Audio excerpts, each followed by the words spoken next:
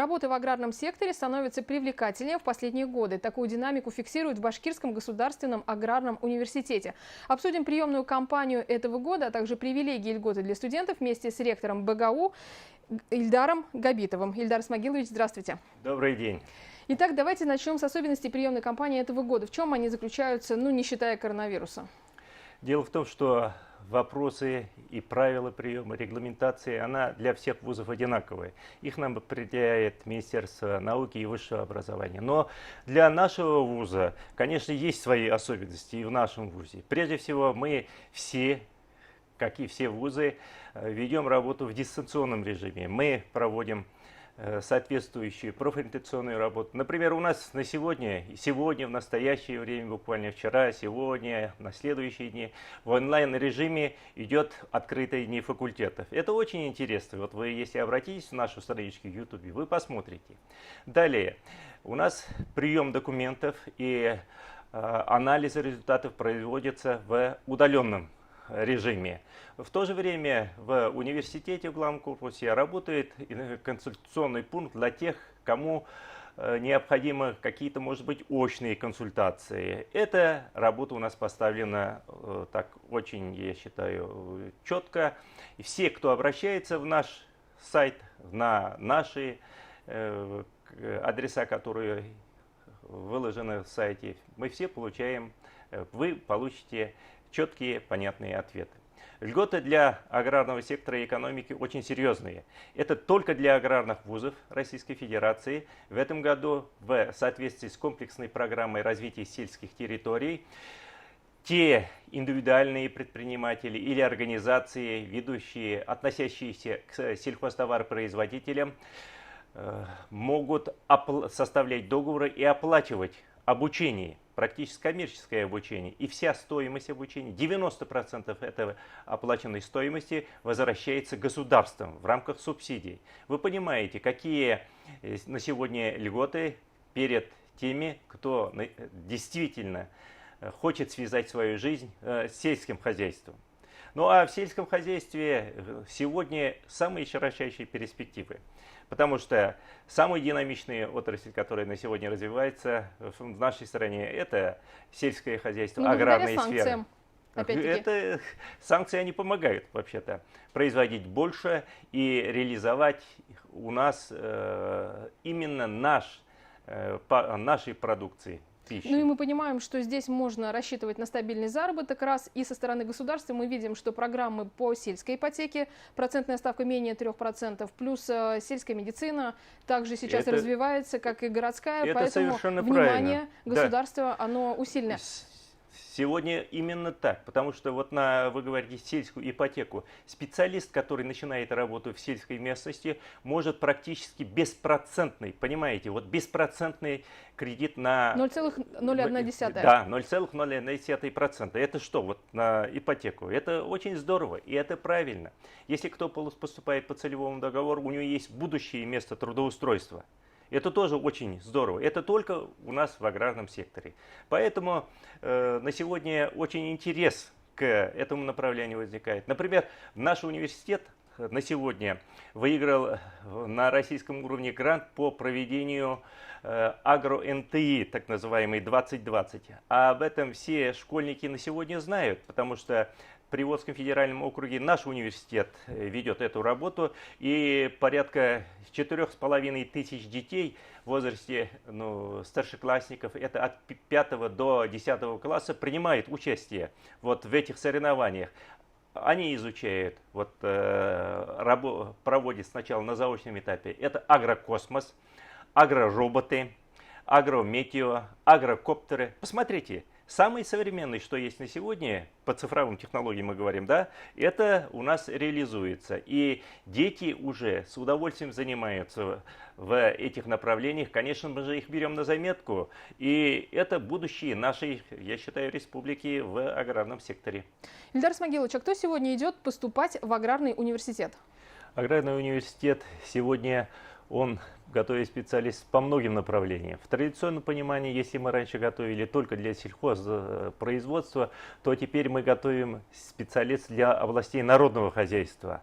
Мы считаем, что вот в нашем вузе и ведется подготовка пищевая отрасль, например. Все направления мы ведем, а большинство из них развиты в райцентрах, в городах.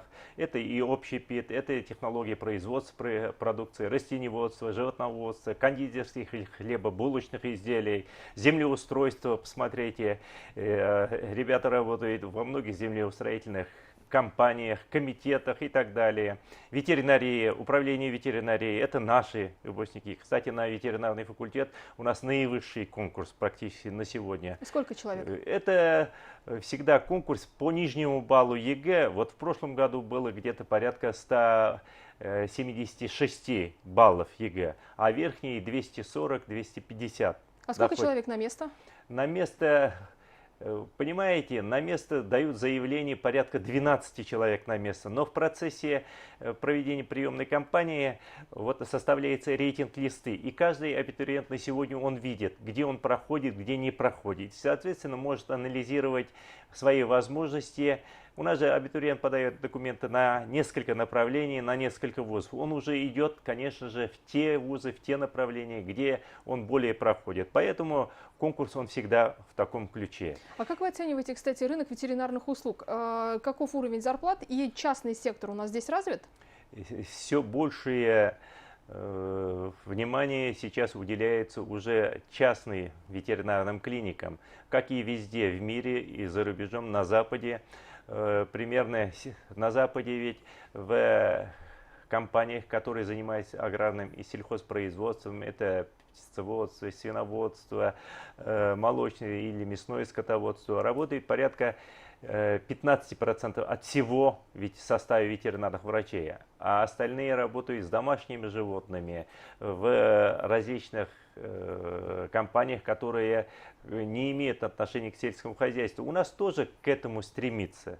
Кстати, ветеринарный факультет у нас один из таких вот в Российской Федерации 54 вуза аграрного направления, и только 5 из них на сегодня получает аккредитацию, международную аккредитацию по качеству образования ветеринарному. То есть наш диплом ветеринарного университета, ветеринарного факультета, он признается, будет признаваться и за рубежом. Это очень высокий, очень высокий уровень показателей, качества. Влияет ли это на стоимость обучения? Понимаете, стоимость обучения сегодня определяется у нас нашим учредителем, Министерством сельского хозяйства. Мы отраслевой вуз, мы прежде всего регулируемся отношениями, наши отношения регулирует Министерство сельского хозяйства Российской Федерации и Республики Башкортостан, потому что Республика Башкортостан – это наш самый якорный клиент. Мы работаем для нашей отрасли, для республики. Мы самый региональный из всех вузов, я считаю, как, наверное, это мед и педагогический университет. Мы самые региональные, мы для республики работаем. В этой связи говорить о том, что вот, проблемы с трудоустройством. У нас очень высокий процент трудоустройства. У нас это достигается благодаря совместной работе и с Министерством сельского хозяйства, и с нашими ведомствами, а также с нашими крупными работодателями. Практически все они имеют у нас учебные лаборатории, оснащенные по последнему слову техники. Посмотрите, Башинком – это ведущий производитель органики, органических удобрений, органических или средств, стимуляторов и так далее. Это у них с нами класс, их специалисты работают у нас. Башсельхозтехника, которая реализует всю эту технику в аграрные сферы у нас, да. Башкирская мясная компания, мы создаем мощный генетический центр по лаборатории. По селекции семеноводства мы работаем и с фирмой КВС, зарубежными фирмами, зарубежными ведущими компаниями. И, конечно же, в период работы наши студенты проводят исследования и втягиваются пропитываются духом этих организаций.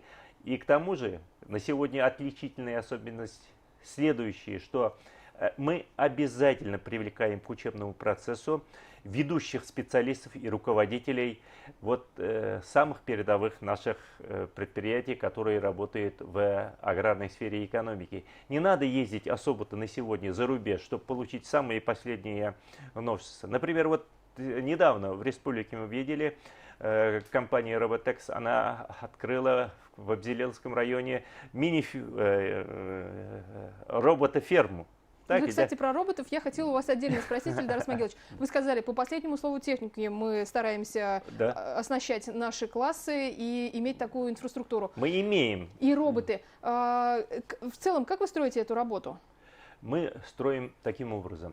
Компании, они заинтересованы в качественных специалистах, которые обслуживают эту технику.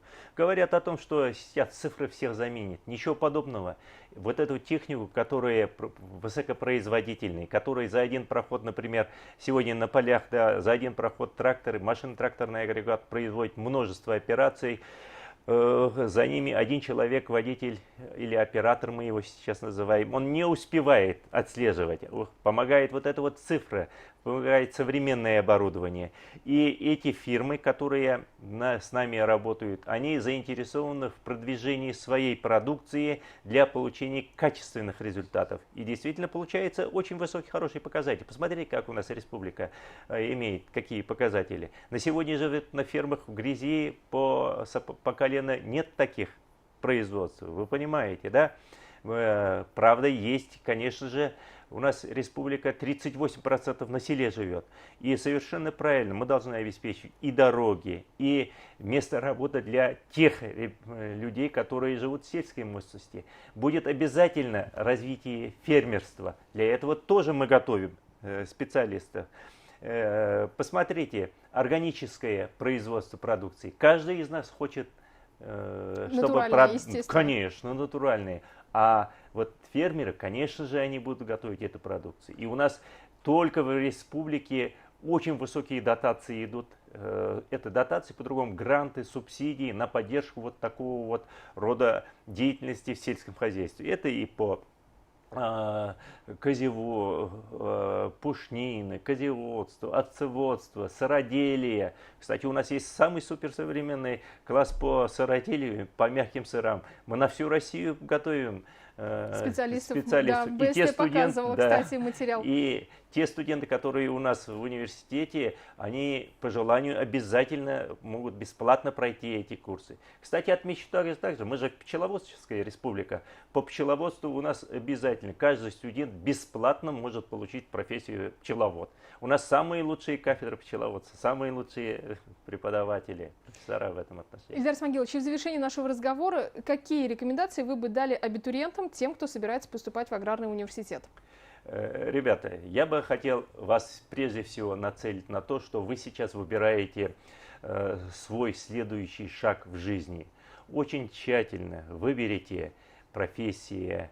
Если вы выберете нормальную профессию, нравящуюся вам профессию, вы не будете утруждаться работой, вы будете получать удовольствие. Но аграрный университет – это вуз, в котором вы можете проявить все свои творческие способности. Конечно же, не творческие, я говорю о том, что вы сможете проявить реализовать все свои планы в будущей профессии, связанного с землей. За историю развития цивилизации было множество профессий, возникало и уходило в небытие. Сейчас мы говорим, будут профессии или не будет, но профессия человека, работающего на земле, занимающийся производством продуктов питания, была и есть, будет на все времена. Поэтому, дорогие друзья, у нас широкий спектр подготовки специалистов для села, для сельской местности, народного хозяйства. Приходите к нам, вы получите возможности, всем представляются общежития. В мирового уровня бассейна вы будете иметь возможность да, 2 раза в неделю, бесплатно. Где такое есть? У нас работают олимпийские чемпионы, чемпионы мира, которые из вас сделают совершенно здоровых, приятных, мужественных, прекрасных, молодых ребят, которые могут, конечно же, повысить свое благосостояние, реализовать себя в дальнейшем. Удачи и успехов. Трудитесь. Запомните, труд и желание, вы все сможете. Желаю вам всего самого хорошего, удачи и успехов, чтобы мы вместе с вами сделали нашу республику еще лучше и краше. Спасибо, Ильдар Исмагилович. Напомню, что гостем программы интервью в эфире Башкирского спутникового телевидения был ректор Башкирского государственного аграрного университета Ильдар Габитов.